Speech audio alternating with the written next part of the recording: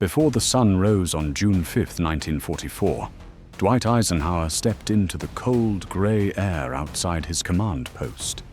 He expected tension, he expected uncertainty, but he did not expect this. As he walked toward the shoreline, officers fell in behind him, silent, their boots crunching over gravel. Somewhere beyond the cliffs, hidden by the morning mist, waited the greatest invasion force humanity had ever assembled. Yet Ike had only seen it on maps, charts, and endless briefings. But today, he would see it with his own eyes. A shift in the wind parted the fog just enough for the horizon to reveal a shape. Then another, and another. Eisenhower stopped walking. Stretching across the English Channel, from one end of the world to the other, sat a colossal steel armada. Thousands of ships, transports, destroyers, landing craft, all humming with life. An ocean of metal, engines, and men. For a moment, he said nothing. When he finally spoke, it was quiet, almost to himself. It's hard to believe. It's stunning. And after a long pause, words he never intended anyone else to hear. I hope to God I'm right. If you love moments where history hinges not on certainty, but on the courage of a single human being, you're in the right place. Stick around. The night before Eisenhower saw the Armada, Southwick House felt less like a headquarters and more like a pressure chamber. Maps covered the walls, weather charts layered over operational plans, coffee cups stacked beside ashtrays overflowing from hours of debate. Outside, the storm over the channel howled like a warning, reminding everyone that even the best strategy on Earth could be destroyed by one bad gust of wind. Meteorologists delivered conflicting forecasts. Admirals argued that the seas were too rough. Air commanders insisted the skies wouldn't clear in time. General Montgomery pushed hard. We must go as soon as possible. Every voice was loud, every opinion sharp. Only Eisenhower remained quiet. He paced slowly, listening, absorbing every word, as if the weight of each syllable pressed deeper into him. He had already delayed the invasion, once due to weather.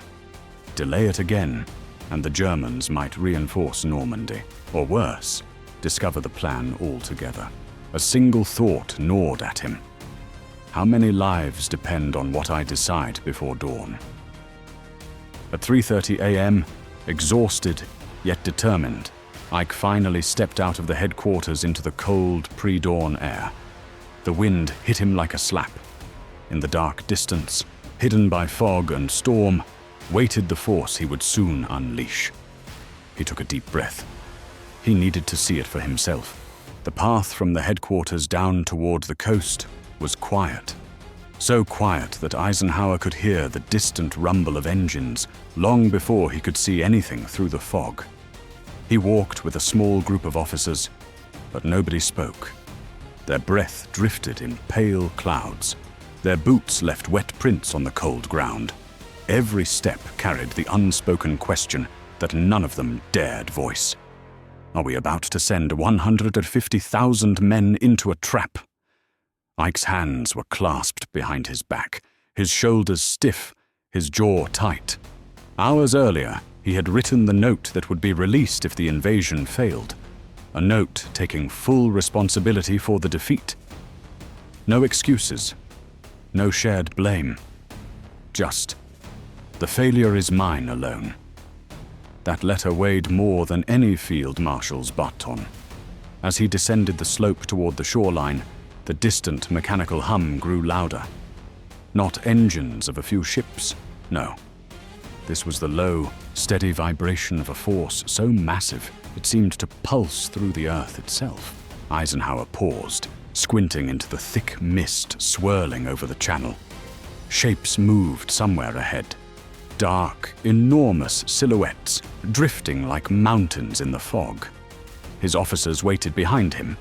He took one step forward. Whatever he was about to see would either confirm his decision or haunt him forever. The fog thinned just enough for reality to break through. Eisenhower stepped onto the overlook, gripping the cold metal rail as the gray curtain slowly peeled away. And then, like a scene too enormous for the human mind to register all at once, the horizon filled. Not with waves, not with clouds, but with ships, thousands of them. Transports packed with soldiers, destroyers cutting slow patterns across the water, supply ships, medical vessels, landing craft clinging to staging positions.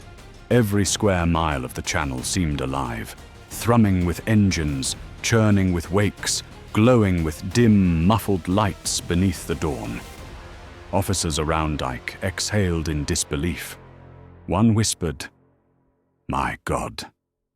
Another simply stared, frozen. Eisenhower didn't move.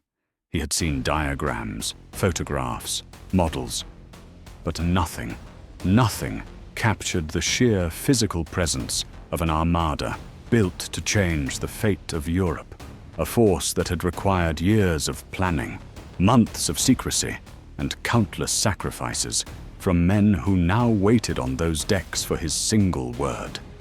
His expression shifted from awe to gravity, to something heavier. Quietly, almost swallowed by the wind, he murmured, "It's overwhelming, truly overwhelming." Then, after a long, haunted pause, "I hope to God I'm right." The officers beside him exchanged looks, because this wasn't just admiration. It was the full weight of command, pressing down at once. Ike wasn't seeing power. He was seeing consequence. Behind him, the channel roared. Before him, the greatest gamble of the war. And for the first time, he fully understood the scale of what he was about to set in motion. Eisenhower remained on the overlook, long after the officers around him had fallen silent. The Armada stretched so far across the water that it seemed to merge with the horizon itself. A steel horizon, built from hope, fear, and the lives of thousands of young men who trusted him without ever meeting him. But Eisenhower's mind wasn't on the ships, it was on the cost. He thought of the paratroopers who would jump into darkness behind enemy lines, the infantrymen who would step from landing craft into machine gun fire, the pilots who would fly into flak so thick it turned the sky black. Many of them had written letters home that would never be mailed unless the Allies survived the day. And he knew. Every family who lost a son would look at him. In his pocket sat the folded note he had written hours earlier, the failure message. He had drafted it alone, in a small room lit by a single lamp. It read, "The troops, the air, and the navy did all that bravery could do. If any blame or fault attaches to the attempt, it is mine alone." He had rehearsed responsibility long before giving the order. A sudden gust of wind swept across the overlook, tugging at his coat. The ships below rocked gently, engines humming in uncanny unison. Ike's jaw tightened. Was the weather good enough? Had they predicted the tides correctly?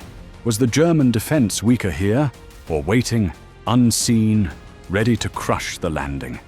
Every possible disaster flickered through his mind.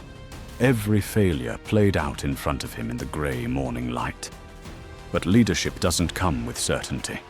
It comes with doubt and the courage to act anyway.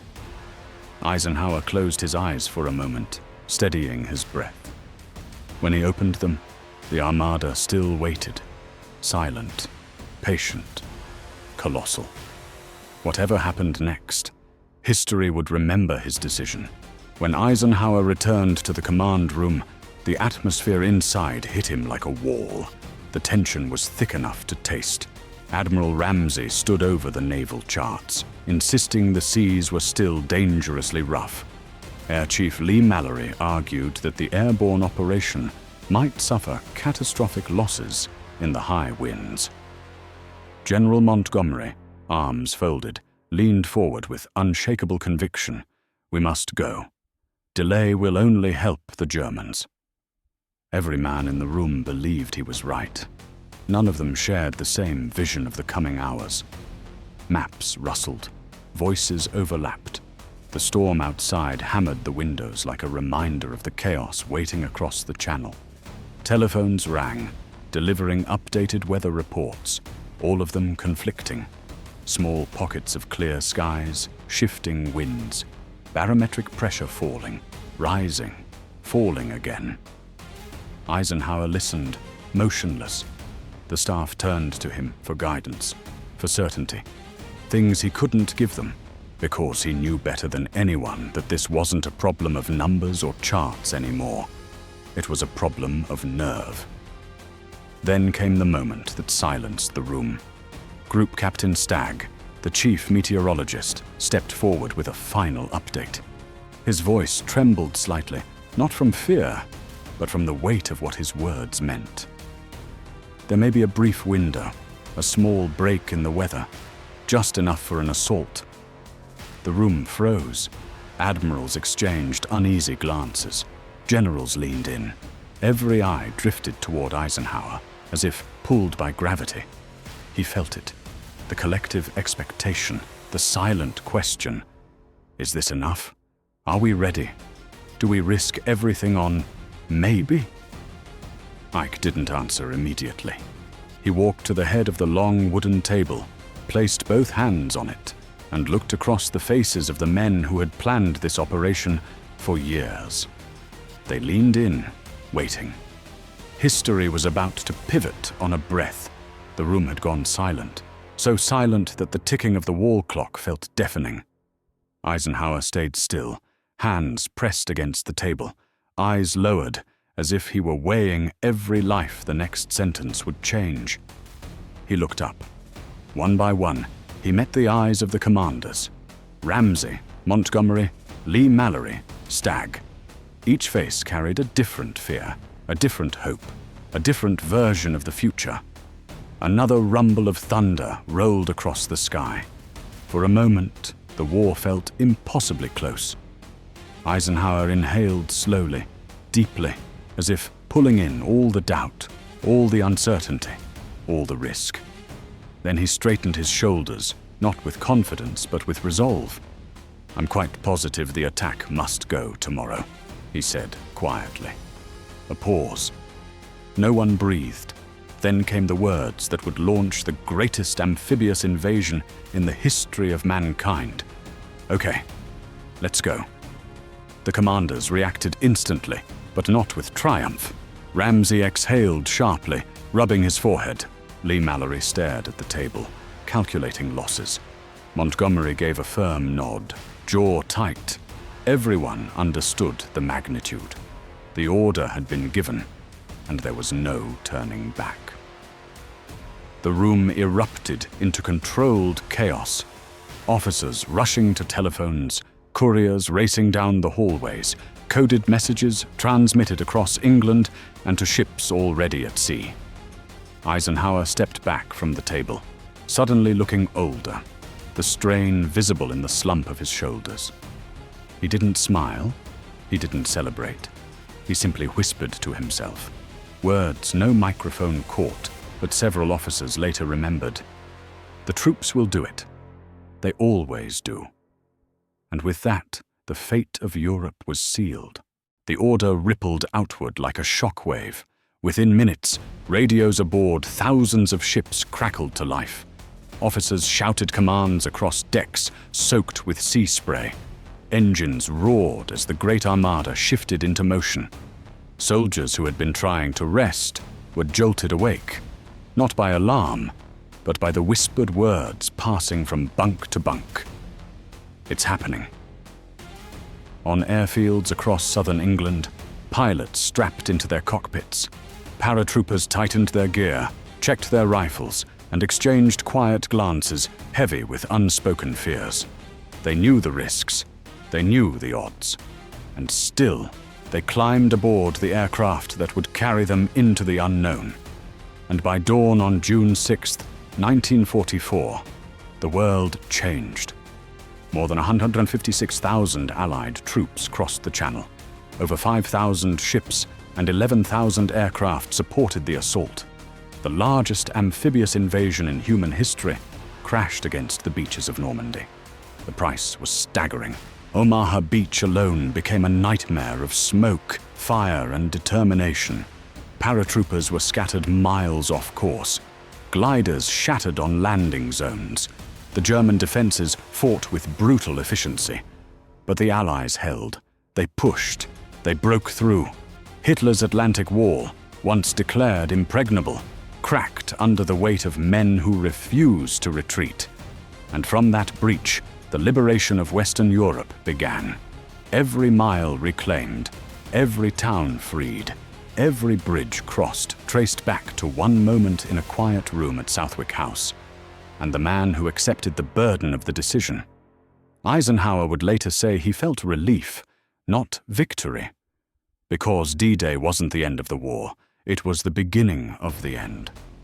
And history would remember it as the day humanity fought its way back toward freedom.